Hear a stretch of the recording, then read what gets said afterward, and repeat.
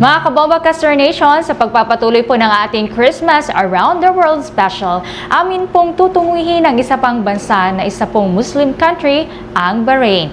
Ang kung saan po yung mga Pilipino doon, dala-dala pa rin ang diwa at tradisyon maging sa labas ng Pilipinas. Kaugnay niyan, narito ang inandang special report ni Bombo Grant Hilario. Bombo Radio Philippines presents Christmas Around the World.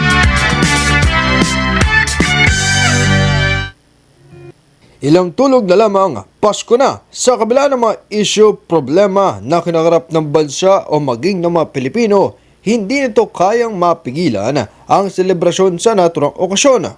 Umpisa pa lamang ng Setyembre o ang tinatawag na pagpasok ng Ber months, naggagayak na ang karamihan upang maglagay ng mga dekorasyong pampasko. Kung kaya't sa espesyal na edisyon ng Bombo Radio, ating matutunghayan paano naman ipinagdiriwang ang Pasko sa ibang bansa. Para sa Christmas Around the World, atin namang tutunguhin ang bansang Bahrain.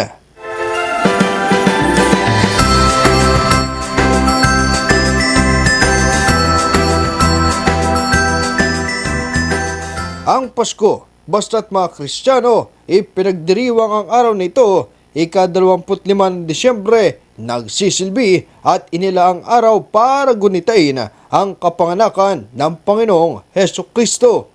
Ngunit, papaano lamang kung ang bansa'y binubuo at karamihan ay mga mananampalatayang Muslim, bukas kaya ang bansang ito?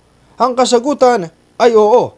Sa bansang Bahrain ay bukas ito para sa ilang komunidad na gumugunita at nakikisa sa selebrasyon ng Kapaskuhan. Ayon kay Bombo International News Correspondent Joshel Bonda, kapareho sa Pilipinas, ang mga Pilipino rito ay Setyembre pa lamang ay nag-uumpisa ng magsabit o mag-ayos ng dekorasyong pampasko. Aniyay, may kalayaan naman raw sila itong gawin sapagkat open country na ang Bahrain sa kabila ng pagiging Muslim-dominated country. Sa mga OFW, sa aming mga Pilipino, it's the usual Christmas parties here and there. Tapos gift giving, ganyan. Tapos yung mga tao, siguro nga dahil because Bahrain is an open country na, although yung mga lokal hindi sineselebrate yung Christmas, ano na rin sila, open na din sila sa idea that other expats are celebrating, so they get to they have the respect to them, to us also. So kami mga Pilipino, not just Filipinos, all the other expats na Christians na nagse-celebrate ng Christmas, we have the freedom to decorate our homes, yung mga doors namin, ng mga paroles, Christmas lights, or yung mga nativity decors, ganyan. So, ganun din, nakakapag-decorate naman kami, malaya naman naming nagagawa yung mga yun, katulad ng mga nagagawa natin sa Pilipinas. Sa kabila nito, aminado si Joshel Bonda ng selebrasyon ng Pasko sa naturang bansa ay mistulang regular o ordinaryong araw lamang. Ani kasi niya may trabaho pa rin sapagkat hindi tulad sa Pilipinas ay holiday ang araw na ito. Nataon lamang raw na ginugunita sa panahon ito maging at pati National Day ng Bahrain sa kaparehong buwan kung kaya't may mga dekorasyon.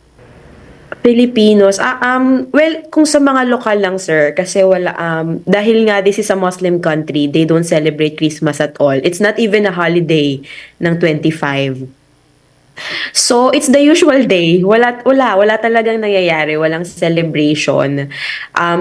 Nagkakataon lang na yung Christmas season ay National Day season dito.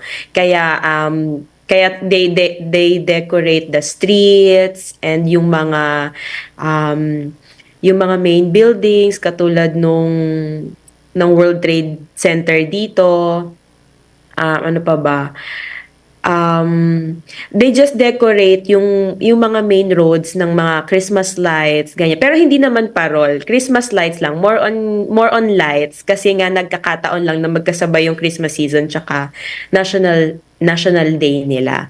Pero kung celebration ng Christmas, wala talaga kasi it's a Muslim country. Bilang dagdag kaalaman mga kabombo at Castor Nation, ibinagi ng Bonda na ang pagbigkas sa Bahrain na malokal ay naiba sa nakasanayan o kadalasang naririnig natin.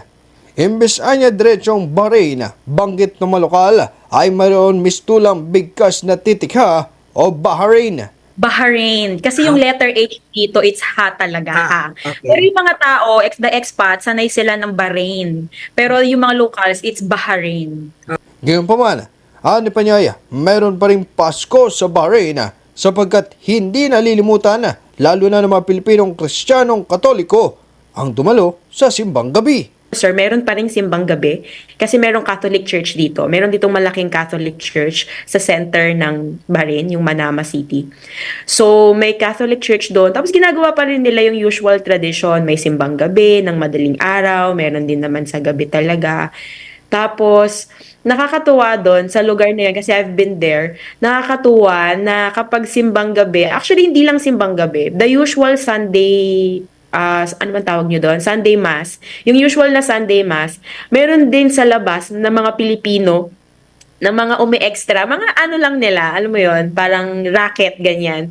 So may mga Pilipino doon na nagbebenta din ng mga kakanin, nagbebenta din ng mga Filipino dish, ganyan.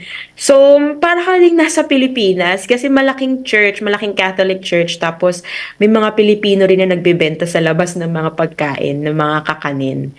Buhat ito, masasabi man natin na ang selebrasyon nila ay hindi kahalintulad sa iba, lalo na dito sa ating bansang Pilipinas, mayroon pa rin pagkakapareho at pagkakaugnay ang bawat isa.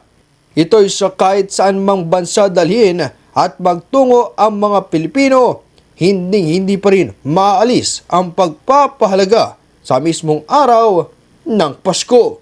Kung kaya't ang ating Bombo International News Correspondent ay bumabate ng maligayang Pasko at manigong bagong taon.